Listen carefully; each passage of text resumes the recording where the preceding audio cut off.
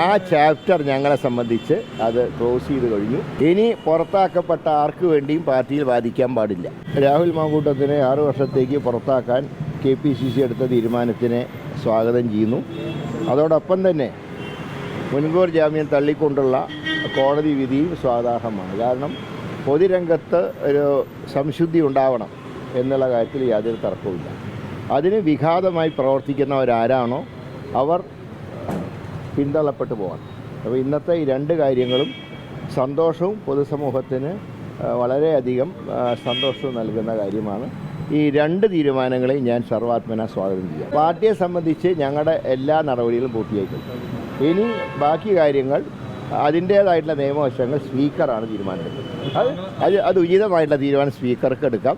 പക്ഷേ ഈ പറഞ്ഞതുപോലെ ധാർമ്മികതയുണ്ടെങ്കിൽ രാജിവെക്കണമെന്ന് ഞാൻ പറയുന്നില്ല. കാരണം ധാർമ്മികതയുള്ള പ്രവൃത്തിയല്ലല്ലോ ചെയ്തുകൊണ്ടിരുന്നത്.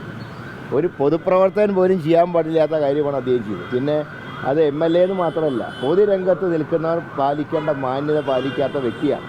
അങ്ങനെ വ്യക്തിയോട് നമ്മൾ ധാർമ്മികത പറഞ്ഞിട്ട് കാര്യമില്ല. അതിൻ്റെ നടപടി സ്പീക്കറാണ് കൈക്കൊള്ളുന്നത്.